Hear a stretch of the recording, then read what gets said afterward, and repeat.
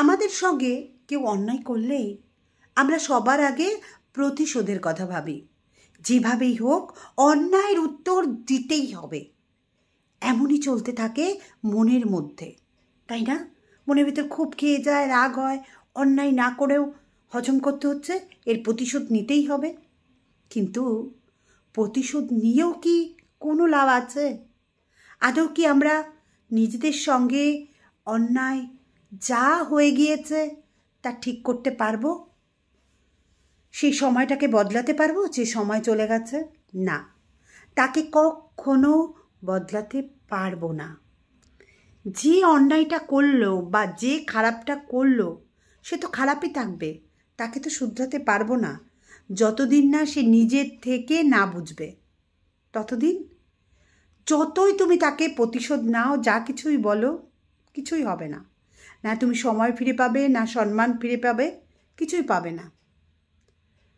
কিন্তু একটা জিনিস কি জানো, যে অন্যায় করলো সে হয়তো আজ পার পেয়ে গেল, কিন্তু এই রিভেঞ্জ ব্যাপারটা ভীষণ ছোঁয়াচে। তুমি কারো উপকার করবে, ঠিক উপকার পাবে, আর কেউ আবার তার জন্য পুনরায় রিভেঞ্জ নেবে।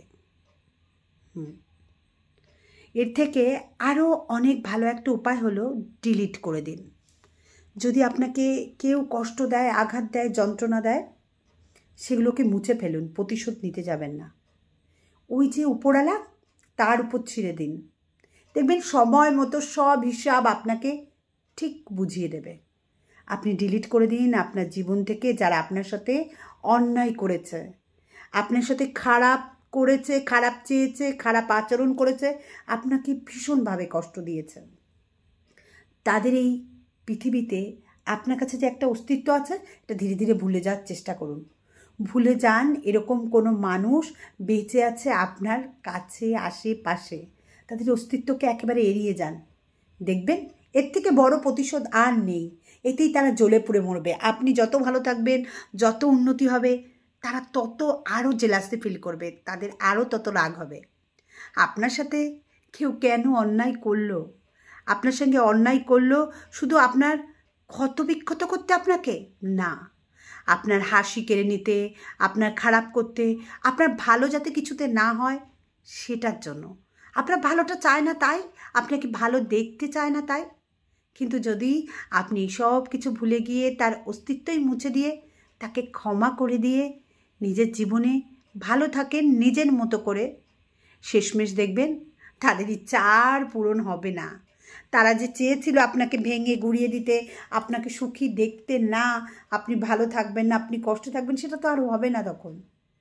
তখন আপনি আপনার নিজেকে জয় করতে পারবেন। প্রতিশোধ দিয়ে সব কিছু জয় হয় না। বিশেষ করে যারা নিজের লোক, যারা আপনাকে ক্ষত বিক্ষত আঘাত করেছে, আহত করেছে, তাদেরকে চাইলেও আপনি যদি ভালো মানুষ হন না, প্রতিশোধ নিতে পারবেন না। যতই প্রতিশোধ নিতে যাবেন ভাববেন এই তো আমার নিজের লোক, আমি কার উপর প্রতিশোধ নেব, কার সাথে লড়াই করব, উপর দিকে থুতু মারলে তো নিজের গায়েই পড়ে।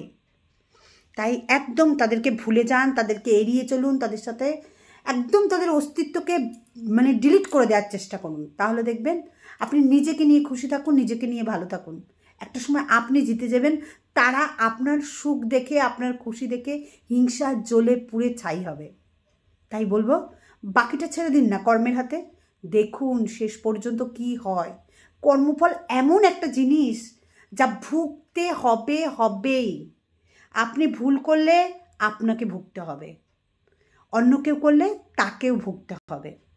তাই নিজের কর্মের উপর বিশ্বাস রেখে জেনে রাখুন, যে অন্যায় করবে তার ঠিক ভোগ করতেই হবে, এটা একদম নিশ্চিত থাকুন।